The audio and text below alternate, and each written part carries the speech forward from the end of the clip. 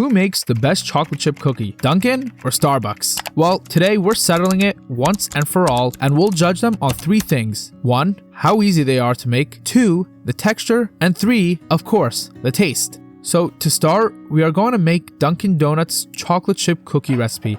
This is the exact recipe they use in stores. So into a stand mixer, add 3 sticks of butter, 3 cups of brown sugar, 2 eggs, 3 egg yolks, and 1 teaspoon of vanilla extract. Cream everything together until smooth. If you have a whisk attachment, use it.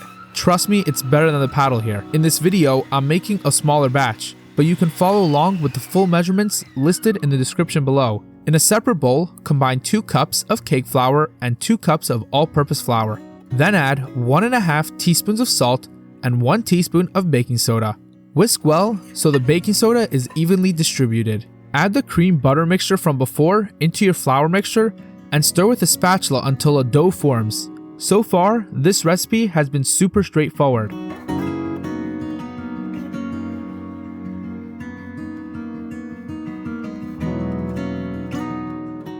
Add in 2.5 cups of semi-sweet chocolate chips and mix until evenly distributed. This next step is optional, but I prefer to chill my dough for 30 minutes to help it get a little bit of a deeper flavor. If you do it, let it rest at room temperature for 10 minutes before scooping.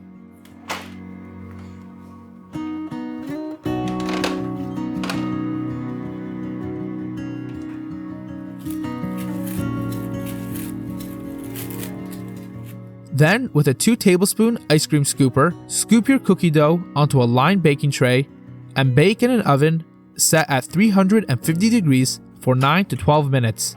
Remember, they'll keep on baking afterwards, so don't leave them in for too long. While those bake, let's make the Starbucks version. In a stand mixer, add 1 3/4 cup of butter and 2 teaspoons of vanilla extract. Again, use the whisk attachment, not the paddle, otherwise it'll be very frustrating. Add 3 eggs and beat until smooth. If you learned something new today, don't forget to subscribe so you don't miss our future videos like this. Then mix in 1 1/4 cups of granulated sugar and 3/4 cup of brown sugar.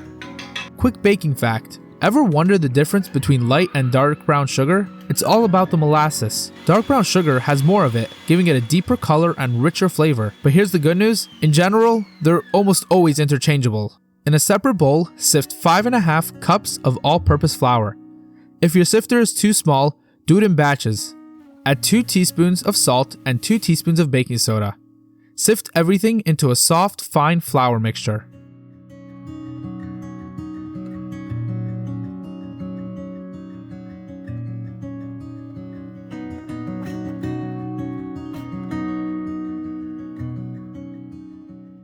Slowly incorporate your dry ingredients into the wet, a little at a time to avoid a mess.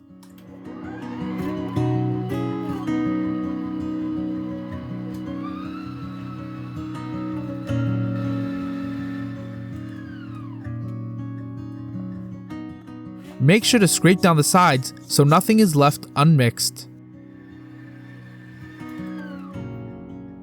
Add 3 cups of chocolate chips and stir just until combined. We don't want to overmix and develop gluten. Scoop onto a parchment-lined tray and bake at 350 degrees for 14 to 16 minutes, rotating halfway. Remember, they'll keep on baking afterwards, so don't leave them in for too long.